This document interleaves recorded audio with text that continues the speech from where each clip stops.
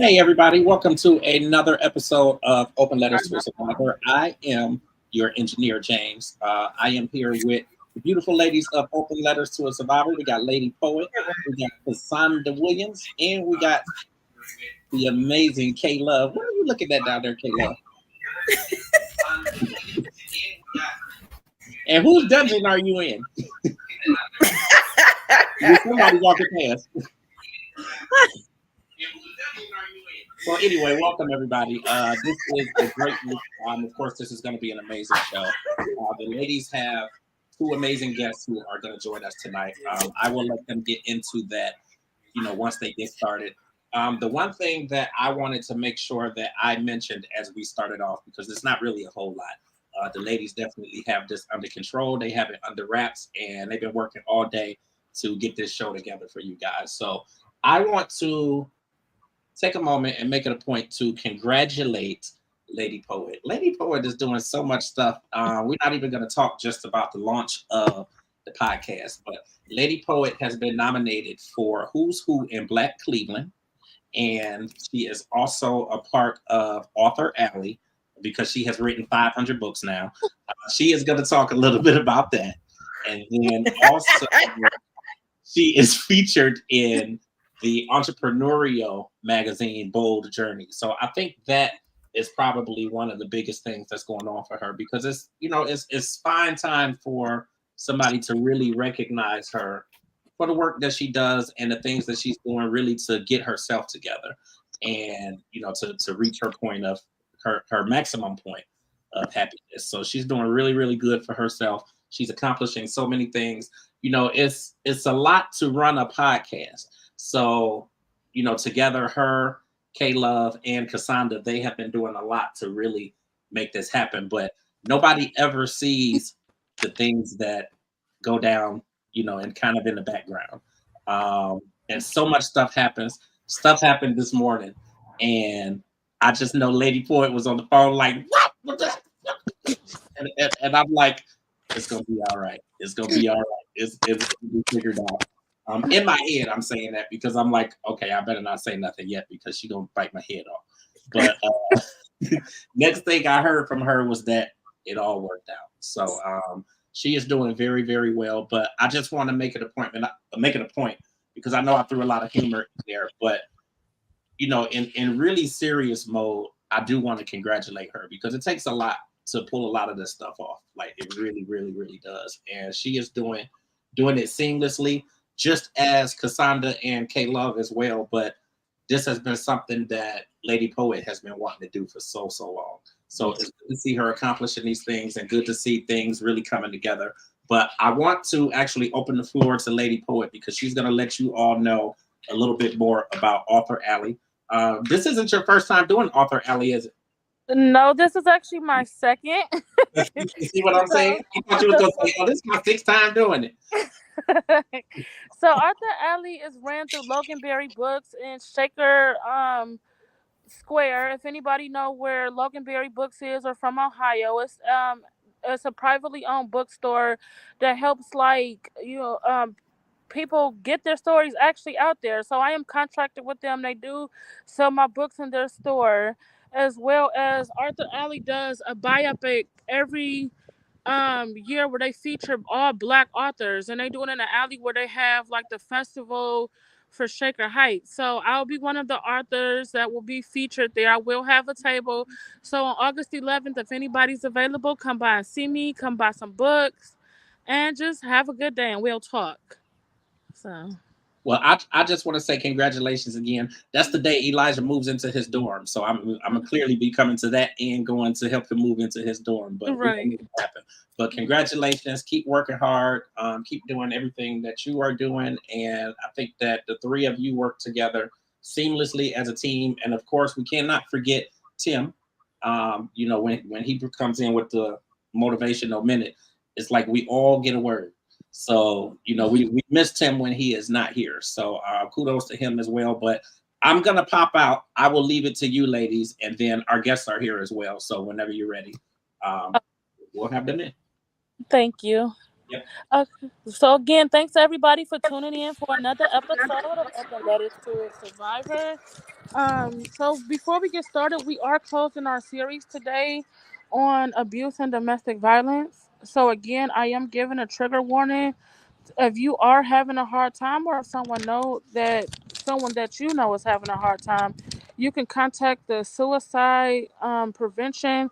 You could call or text free at 988 or if you're someone you know is being abused and need to reach out, you could contact the Cleveland Rape Crisis Center at 216-6192 or 1-800-656 HOPE, which is the national number. You can remain anonymous. So I'll go to the statistics. On average, 1 in 3 women report dating violence. I'm sorry. I'm going to do the statistics, then we'll go to the letter. So 1 in 3 women report dating violence, and 1 in 5 women report sexual violence. Approximately 40 to 60% of Black women report some type of sexual coercion before the age of 18. Communities must commit to centering the experiences of women of color.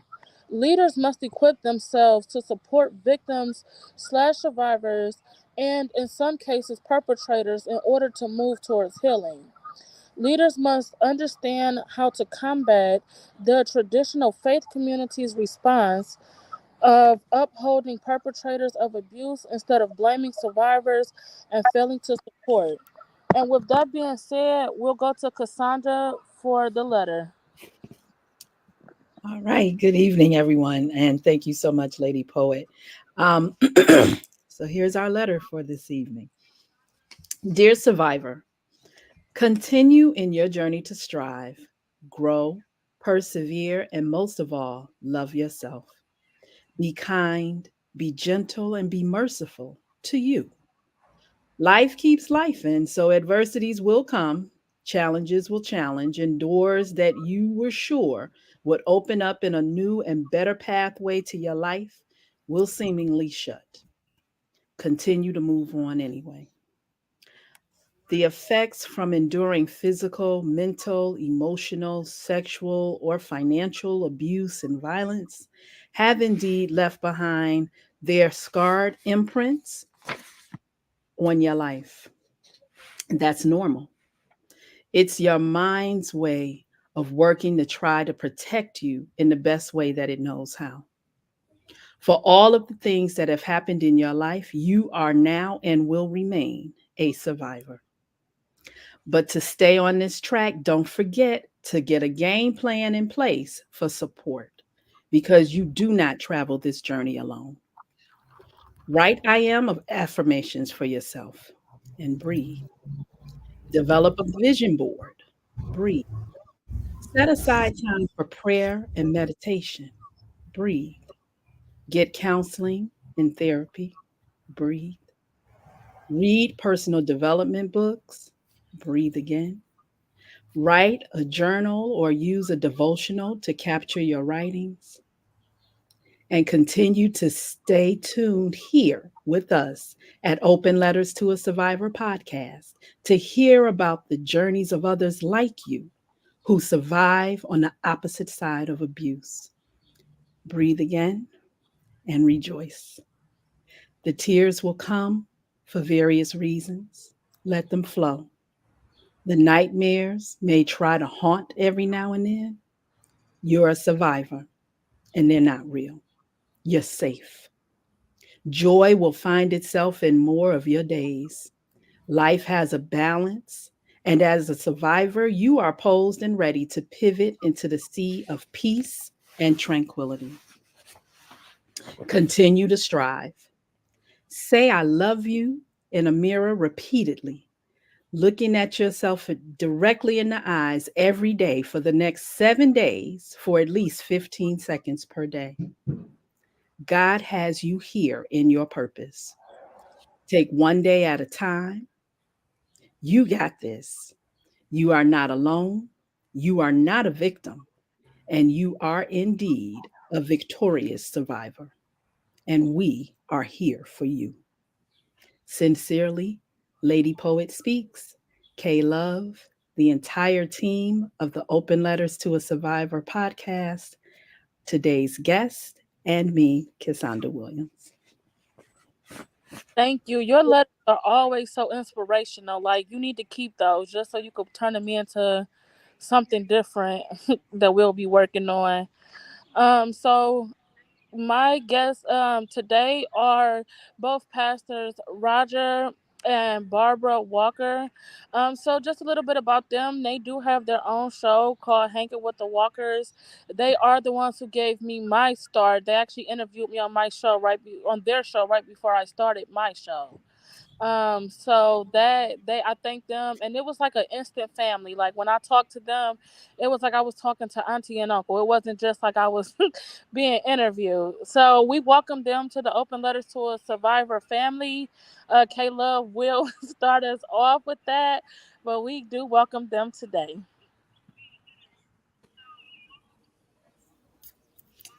Good evening, and thank you for inviting us. Always. Well, it is a pleasure to meet you, Ms. Walker, Pastor Walker. You too. And thank you so much for honoring us with your presence today on our show. And is Pastor going to join you, or is it just going to be you? Yes, I do have him on the phone. Okay. Ahead, Greetings, everyone. How's everyone doing today? Awesome. How you doing, Pastor? Oh, I'm doing fantastic. Sorry I couldn't be there in person. I had run out to Pensacola today. Okay. We understand. Ministry never ends. It's 24/7. That's it. Well, all right then. Well, let's just get started, if you will. First Lady Walker, if you could tell us a little bit about yourself and about your podcast. Oh, wow. I'm so excited. Never at a loss for words, but I just wanted to share about the Hanging with the Walkers. We have been flowing for a couple of years. Our ministry itself allowed the birthing of Hanging with the Walkers to be able to share, bring people together, connect them together, as our ministry's name is Connecting in the Spirit Outreach Ministries Incorporated. We interview singles, married, business, men and women, those that have a story to tell, those that are dealing with issues that need to be brought to the forefront to be able to help bless and birth them to their healing point. So we are a nice mixture of what it is that we desire in other podcasts, if that makes sense. Yeah, absolutely. Absolutely. So how long have you been doing your podcast? We have been doing the podcast now. This is 2024. We started like before we went to the radio. 2018, 19. And then we started to get picked up by this radio station in Bradenton, 2020. And then from there to another radio podcast, and then to the She Real Radio in Atlanta, Georgia. So 2018. Nice. Okay, so our series for this month that we're doing is to help others who have been abused. What can you tell us about your story? Definitely very personal, unlike those that are on the line in one way or the other, and especially the beautiful Amanda Harris. Thank you so much for inviting us again. To know that it's someone that is close to you, that is supposed to protect you, look out for you. Actually was supposed to be babysitting us I have a twin brother. So when I say us, I refer to him. Supposed to be babysitting us for my mom to send him out to play so that he could play. Detrimental, very hurtful, confused. As Lady Poet says, it wasn't my fault. Was it something that I did at 8 years old that brought this or prompted this? And it was just a nightmare. Created a Black widow, so to speak, someone that would draw others close to them so that you could try to hurt or destroy them. And as she said, trying to seek out for counseling probably would have been the best thing. But as her question said, sometimes we try to allow the church or ministry to try to help heal us, bring us together, or just emotionally you try to deal with it, and then you mask it, then you hide it, and then you become this person that you don't even know. And then we grow up, and then here we are, and then when reality sets in, you will either lose it, run, or try to do something about it. So at that point in my adult life, I decided to do something about it. So I just became erratic in trying to help others. Tapped into the OBGYN as a nurse some years ago, and was able to get the favor of the doctors, so that when there was someone that was there that dealt with hurt, I was able to minister to them one on one. That did more than medicine did behind closed doors. Then they were able to seek the treatment that they really truly needed. And that started my ministry over 20 years ago of trying to help those that have been hurt and broken. Okay. Nice. All right. All you're helping other survivors. Yes. But we're going to go with the next question, and Cassandra will have those questions. Good evening. Thank you so much for joining us this evening. Really appreciate your time and sharing your story, and to be so vulnerable as to do so. So thank you again. In our communities, we tend to share our stories in one way or another, sometimes formally, sometimes informally. So we might, spill the tea with your hairdresser, or the guys go to the barber shop and they talk their talk and what have you, but you're still sharing that information. And then you have those times where, people turn, like you said, to the church. Yes. To come in and to seek counsel. And so my question to you is, how is it that you and your organization are able to help those who are seeking counsel because of abuse? Okay. Would you like to answer that question, or you want me to? You can go ahead. The thing that we try to encourage in those that have been broken or hurt, as far as healing is concerned, is to offer one-on-one services. And we understand and know, as a ministry entity, from my understanding, we are still upheld to report any abuse that we know of, because we could be held liable that if we did not share, that they could say that we are holding back or protecting the person that actually harmed that person. But to want to be able to seek help first is the major question. To be open and bold enough to say, yes, I want help. Or to be able to, as a leader, to sense that something is wrong and this is not a person that is acting like themselves, to be able to draw them to you so that they can trust you, to be able to share, to open up so that they can heal.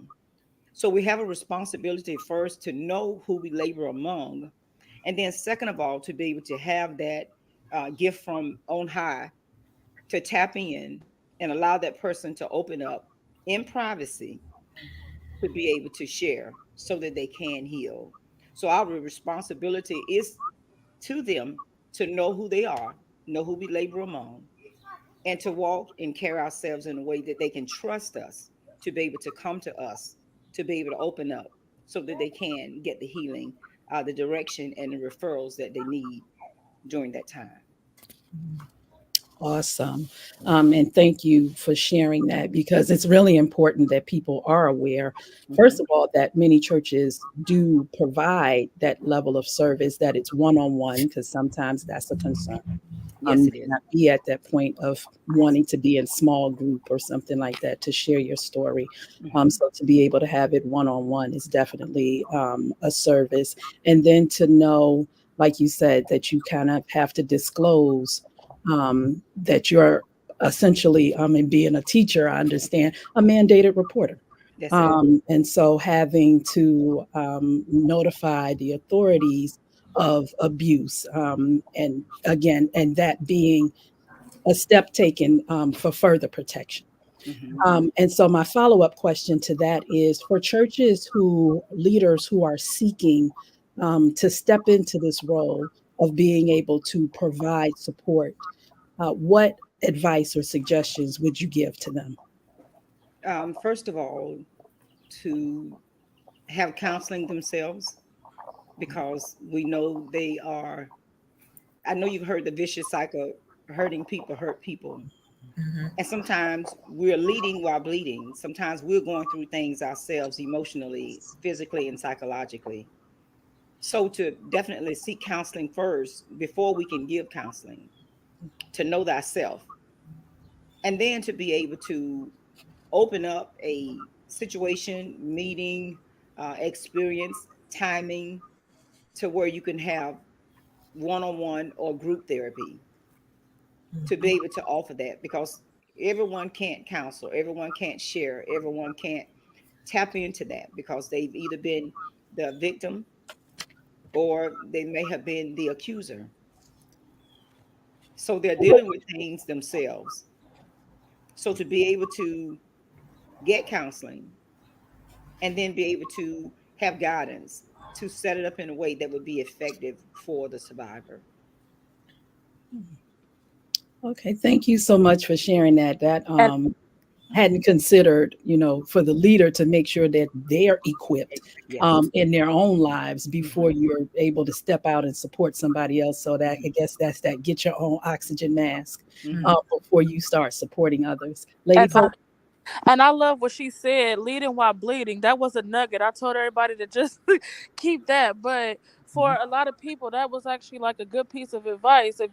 How can you lead if you're still bleeding too? So I really like that saying. So that's going in my repertoire of new sayings. So I'm just I'm stealing it too. Don't worry. All right.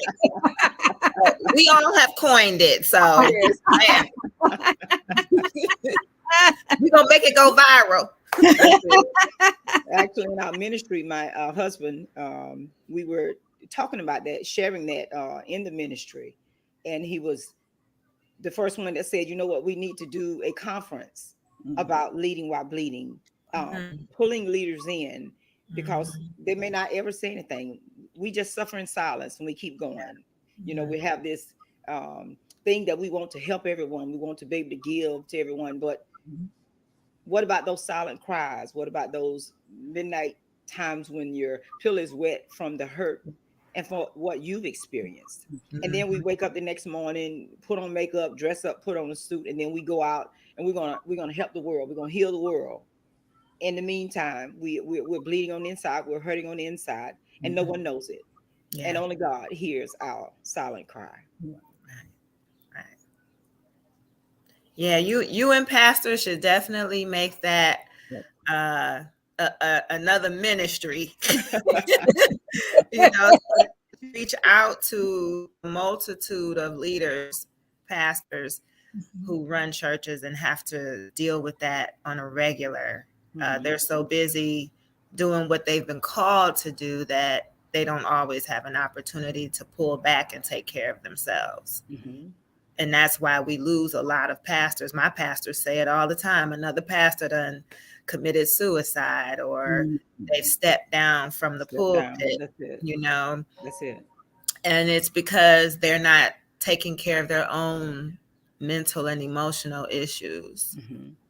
And they've taken on so much from having to minister and counsel others. And you need a breather yourself. You need a break. You need to go get replenished, refilled. So true. Yeah. So, yeah, that's good word. It is. And I've been saying a lot lately in some of my conversations, like energy transference is real.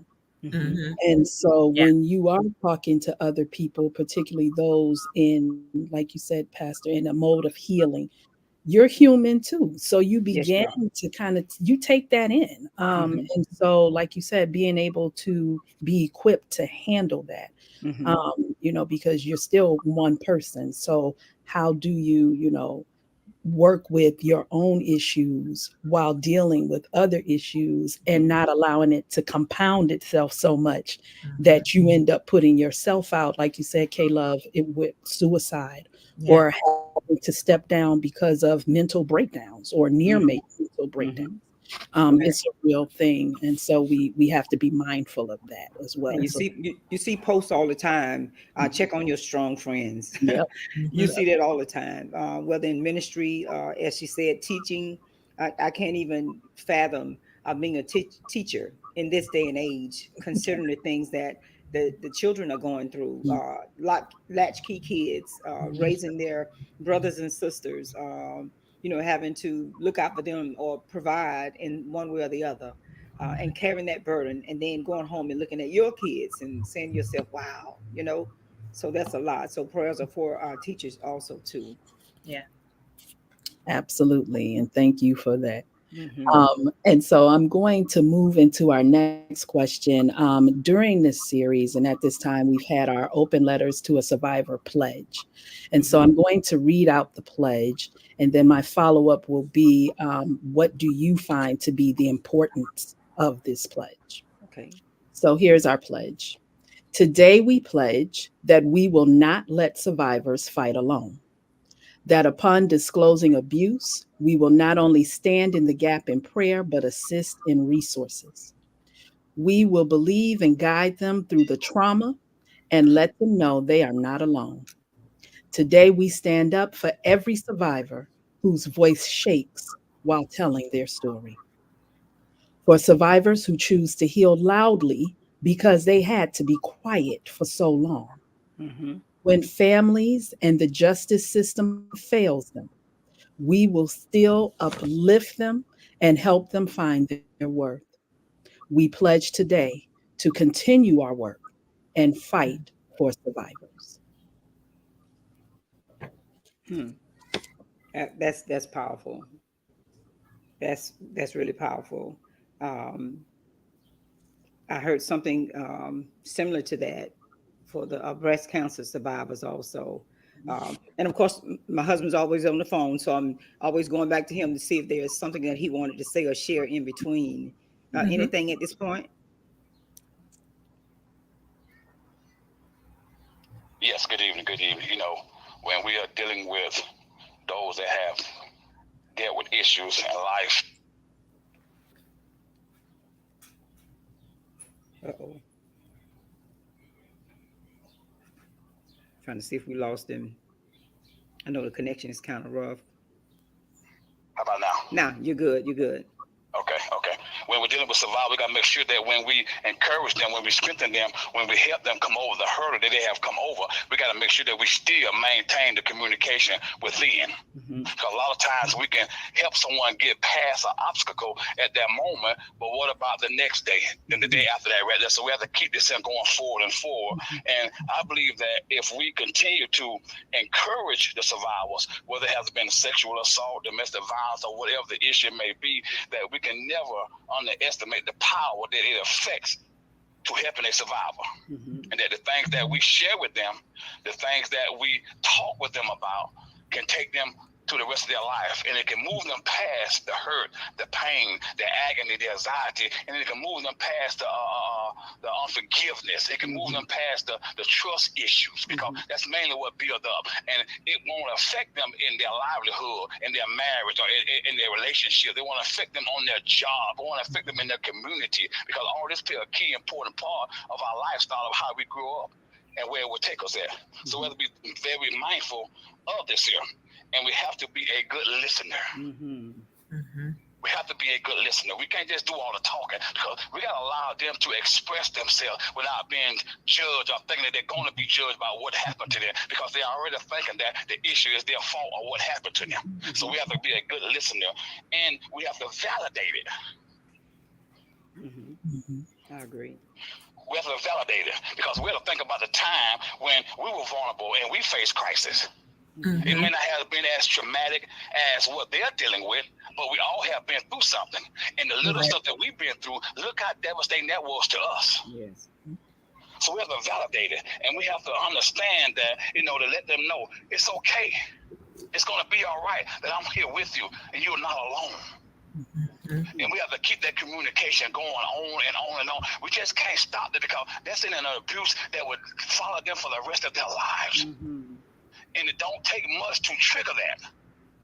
In relationships, on jobs, or even just having a small conversation, you can say one thing that will bring them back to reality of what they used to deal with, and they will shut down immediately. Yes. Yes. So we have to validate that right there. And we have to make sure that we ask what's more important to them than what we think is important to them. Right. A lot of times we can think what we're saying is really important, and it's really not even helping them, because they don't shut down from the beginning. Because when you walk into a room and you go to minister to somebody, you go to counsel somebody, your demeanor of how you walk up in there determine how they're going to receive you. So true. So we got to make sure that the question that we're asking and what we're saying more important than what we think it should be said. And we have to be a great listener at all. We can't do all the talk. We got to let them express and get it off their chest. Right. And if we don't know everything, but we got to be able to have some auxiliaries where we're able to point them to someone. We can't think that we know everything. Right. Because this is why we all come together. There are so many podcasts out there. There are so many things that are taking place, and we connect together for this reason, that if I can't help someone, I know someone that can. And we can't be afraid to point out and ask for help to help someone. So true. So true. And I just wanted to add to the end of that pledge that she wrote was so powerful. As he said, there were points that she addressed, but sometimes when I hear things, words stand out to me, and they make sense. She used the word stand. We have to stand with them so that they'll know that they are not alone. We have to guide them, as my husband said, guide them to the ones that can help them, the ones that can really help them heal. And then to know that they really want to heal from the point where they are. Sometimes we can be so damaged. It could be so detrimental to us. So it doesn't matter to us whether we heal or not. Just leave me be. It doesn't matter. I don't want to deal with that. So we have to make sure that we understand that, yes, they want to heal. And then encourage them to speak up, because we've been taught over this journey, you have to expose the enemy. And if you don't talk about it and share it and let the enemy know that you can't hold this over my head now, I'm not hiding this anymore. I'm letting this out so that I can vent, so that I can heal. And in them speaking up, they'll be uplifted. They'll be encouraged, because then there's not the burden and the weight. Because as Lady Poet said on our podcast, the more she talk about it, the better she feel. The more the burden becomes lighter, because now you're not holding this over my head. And then I can deal with those areas that were detrimental, that held me back, that caused me not to let go so that I could grow. And then fight for your freedom, fight for your right to be a survivor, fight for your right to be free in your mind, your body, your soul, and your spirit, because it's your healing, not theirs. It doesn't matter to them whether you heal or not, but it's your healing, your life, your freedom, your strength, your love. Get your right back to live, because it was never about us. It never was. We felt like we were a victim. Oh, woe is me. It's all about me. It was never about you. It was so that he trusts you enough to where you will reach out and help someone else. Awesome pledge. Yes. I thank you for that, because a lot of times we get so stuck in saying, well, why did this happen? Well, why did this happen? And even I've had moments where I've dealt with that, but now to be giving back and to be doing this and to be helping other people, it's like, well, God used, that for his glory. Yes. So when that song, one of my favorite songs is actually There Will Be Glory After This. And now that's my testimony, that after everything I went through and after everything I walked through, the glory is coming. I mean, I see it every day. So That's it. And it's giving yourself permission to tell your story. That's it. Right. because it's like you said, the story is yours. Mhm. Anybody, they can contest it all they want to. You can tell your side of your story, but That's you give yourself permission to do so. Mhm. Right. You can't tell And it like I tell it. right. And even in one of my books I wrote, if you wanted me to write better, you should have behaved better. And I also post a lot of the times that if you're gonna tell my story, at least tell it right. So make sure Mm. you tell the ugly parts and the good parts. Mhm. So if you're gonna tell my story, tell it right. So I That's tell it. everybody that. And even when people do try to tell my story, I'm like, oh, you missed the part. Let me tell you Right. about this part. Right. Right. Because you're gonna be, I wanted to be all authentic. Tell my authentic story. Tell the real reason Right. that I That's am the way I am and the things that I survived. Because if I didn't survive them, could you still stand at the same level? So while making time to heal, you still in looking at what they say. You can't rob my old house because I don't live there no more. So you can talk about Mm. who I used to be, but you can't talk about who I am now. That's it. Right. That's it. All right. So, That's it. Dropping your own That, nuggets, listen, Lady Poet. that deserves some thanks. I'm putting in my wheelbarrow. You said you putting stuff in your. Yeah, if you wanted me to write better, you should have been better. I got that. Yeah. okay. That's Right. it. Right. That's it. That's So good. That's good. yes, and so I'm going to go on with the next question, and this is for you and Pastor Roger. What encouraging word can you both give to survivors? Oh, babe, that's on you, babe. Say that one more time for me. What encouraging words can you give to survivors? What encouragement I can give to survivors is to keep on keeping on. Mm. And what I mean by that right there, we got to truly allow them to truly express themselves in every area of their lives Mhm. by allowing them to make the mistake that they're going to make, to say exactly what they're going to say because they're expressing themselves out of anger and out of hurt. So some things that are going to come out of their mouth is definitely not going to be who the person is because they're still hurting within inside. So I encourage them to keep talking about their situation, to get with other abusers, other ones that have not been hurt, and form a coalition of togetherness so that you can draw strength for one another. So the enemy won't allow you to think that you are the only one that's going through what you're going through. It's okay to grieve because many of us grieve different anyway. Some grieve faster, some grieve slower. There's no time limit on how to grieve. So take your time to heal. Take your time to get into a relationship. Take your time to come around people. Take your time to do whatever you need to do, but take your time in doing it so that when you do come out and do it, you're victorious in it and you're able to expound to others exactly what you went through and how you went through and how you overcame it. So I encourage you to keep on keeping on. Hmm. And my words would be, I remind survivors that you are a diamond in the rough. You remember how that diamond was brought into its existence. Yeah. It was unusual from the beginning, so that when they picked it out of the bunch, they knew that there were some things that had to be done, had to be shaped, had to be molded, had to be put on the wheel, had to put some fire to it, had to shape it, had to mold it and bring it to its clarity. And when it's brought to its clarity, it is so valuable. Every hurt, every pain, every denial, every no, every rejection, every stab in the back was meant to bring you to your full clarity. So embrace that. Because as my husband said all the time, nobody can beat you being you. You are rare in your existence. And the only reason why the enemy went to knock on your door is because they knew who you were. You didn't know who you were. They sought out to hurt you long time ago because they knew if they could stop you, reject you, Yeah.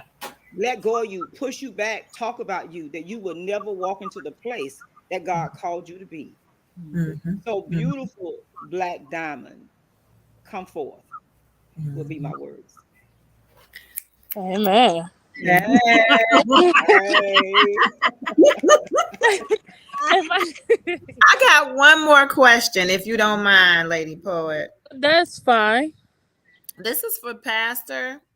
Being that you are a Black man and we are working diligently in our communities to reach out and touch the Black men who need counseling. Mhm. And because of the stigmas that we have had within our own community about counseling, what can you say or encourage to us, those of us who want to reach out and help them, and as well to the men who know they need help for whatever, emotional or mental or grief or whatever it is that they're going through? How can we reach our men so that we can get our men, our kings and prince, back on track? Great question. Thank you. Well, the first thing we have to do is to respect our black men. Mm. And what I mean by that is that a lot of times we don't feel like we're being respected. When we listen to the word of God, the word of God told man to love woman, Yes. but he never told woman to love man. That's He it. told woman to submit unto man. That's Submit is the opposite of respect. Mhm. And whenever you give a man the respect that is due unto him, whether he's doing what he is doing or not doing what he's doing, you will see a difference in him. Teach. A man only reacts to what is brought before him. Mm. And so if we truly want to bring out the king that's inside of us, if we really want to bring out the man that's inside of us, we got to first get over the hurdle of allow him to first become a boy.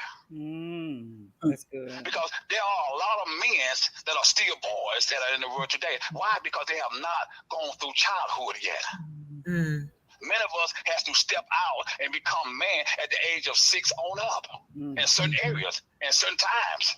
Mm-hmm. And we find out that when we grow up too fast and we miss our childhood, now as we get in a certain age in life, we become to play out our childhood. Wow. So we go back into that shell again of being a child. And so this is why we have a lot of men that are not responsible when it comes to taking care of their children, because a child cannot take care of a child. Mm. Mm.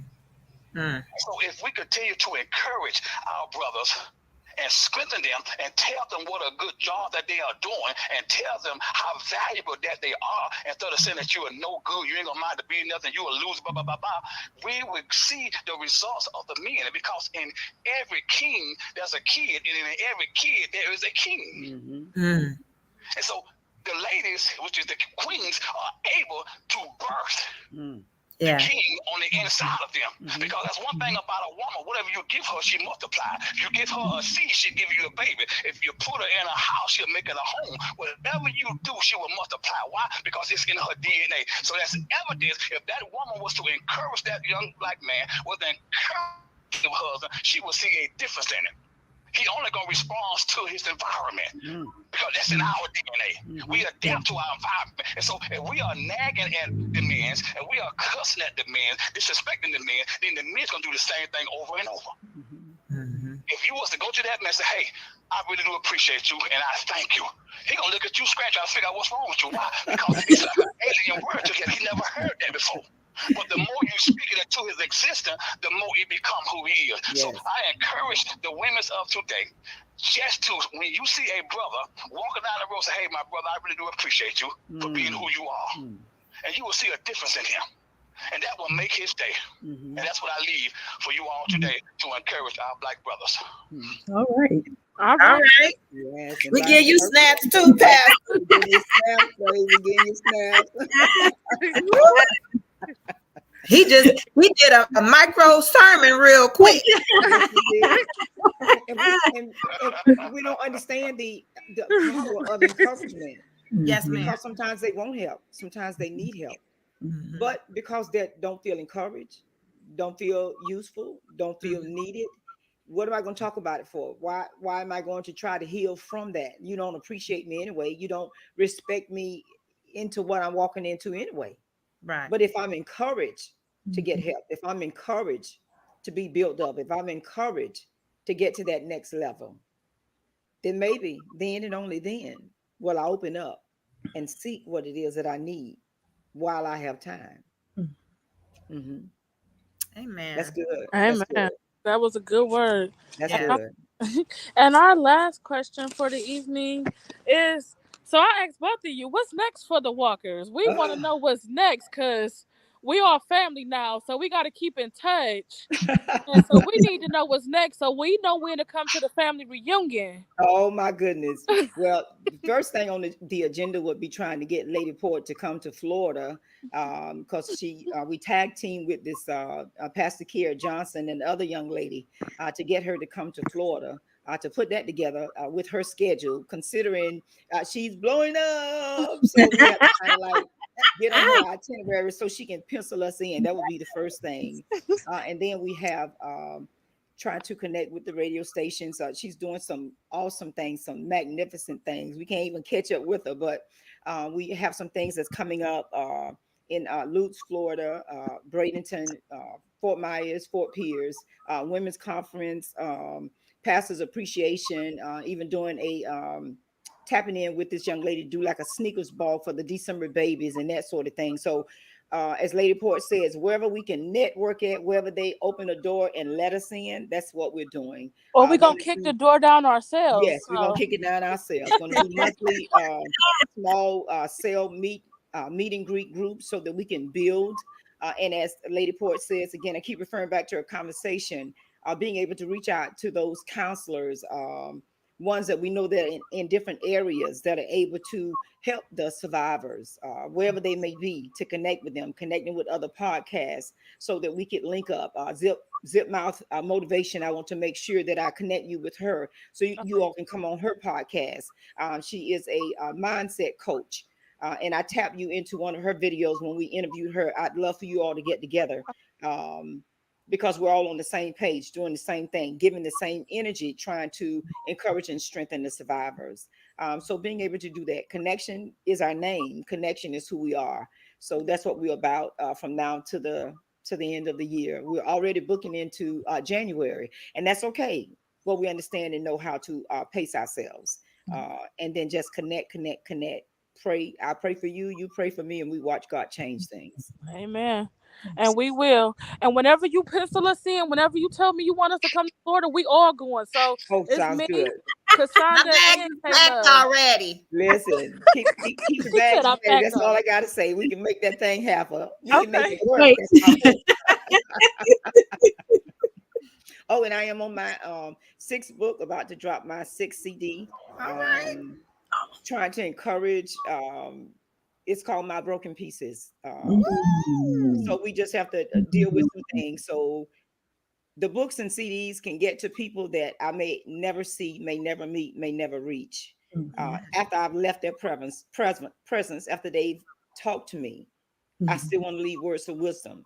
So in those times of need, and they feel like they need a word or a song, they can reach back to the music and to the songs and just be uplifted and encouraged and know that they are not alone. Yes. Okay. So before we end, what is the name of all of your books? Where can we find them? And the name of your CDs? The CDs are written like the books.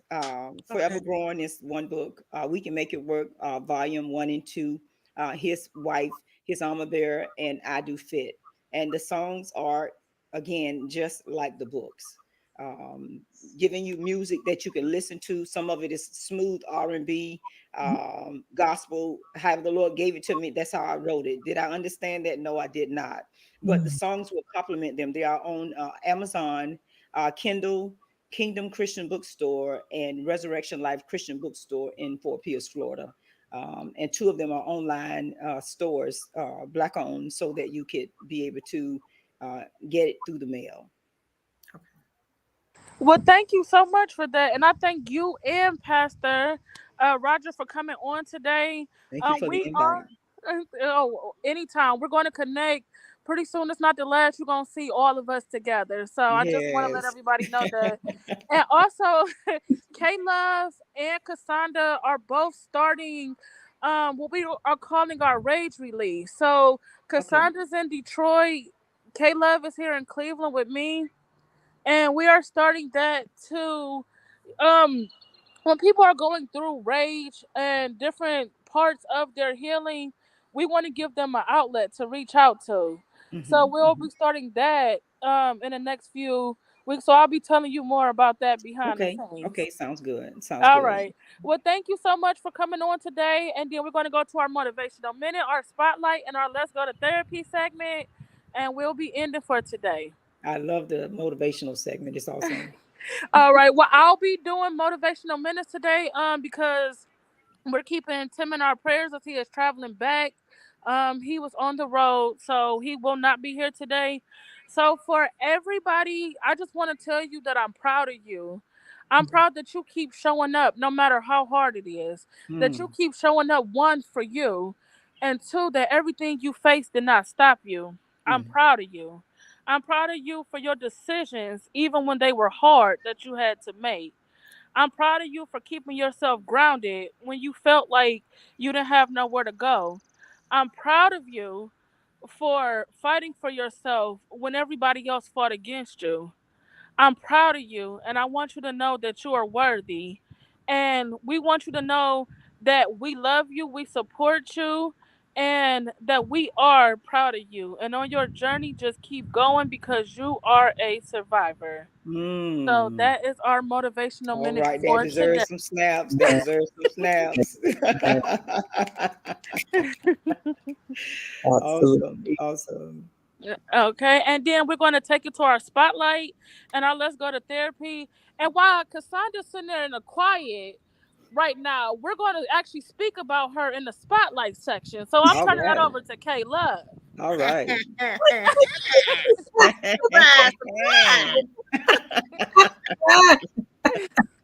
So in our spotlight tonight, we have to tell you about Dr. Zenora Thompson.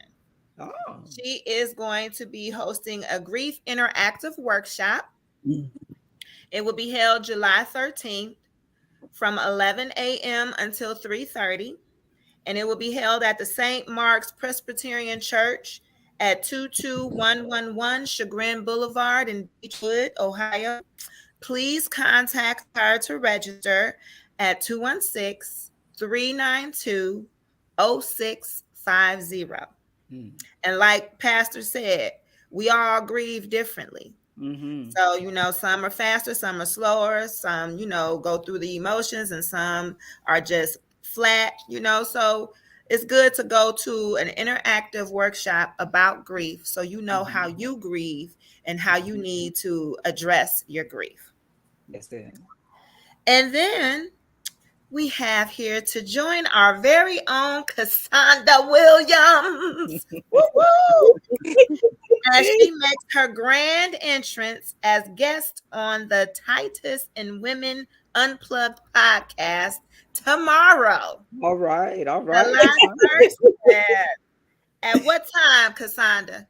So it will be running. It's actually already up, so I'll be posting it on social media. But it's in Spotify for Titus 2 Women podcast, and so it is there right now. Awesome. Don't forget to tag Bam. me. We will tag you. Absolutely. Absolutely. Thank you. So now in our Let's Go to Therapy, are you looking for therapy services? For us and by us, check out two extraordinary Black therapists, both trauma-informed Dr. Shamara Hutchins, also known as the Mindologist, on all social media platforms. Awesome. Yes. And then also we have Belinda Williams. You can contact her at belinda@chawc.org for all therapy needs. Thank you for that. So that is our Let's Go to Therapy segment. So if anybody needs therapy, as we always say, you can email us at openletterstoasurvivor@gmail.com. We actually tag the email address sometimes all throughout the night. So if you guys need services, again, just put in the subject line. Let's go to therapy. If you need services for one of us in particular, you can even put Pastor's Roger and Barbara Walker, and I'll make sure I get that email over to them as well. Thank you. So they are also here. Like I said, they're part of us too, like their family as well. So if you, whatever you need from them or whatever, as long as you put their name in the subject line, we won't even open it. We'll just forward it over to them. Amen. So that's all for today. We thank you all for tuning in to another episode of Open Letters to a Survivor. Don't forget to like, comment, share, subscribe. We love you. And next week is self-care week. So we'll be All talking right. self-care next week. Yeah. So thank you all for tuning Yes. in. We love you. Bye. Love you more. Bye-bye. Bye. Thank you, Pastor Roger.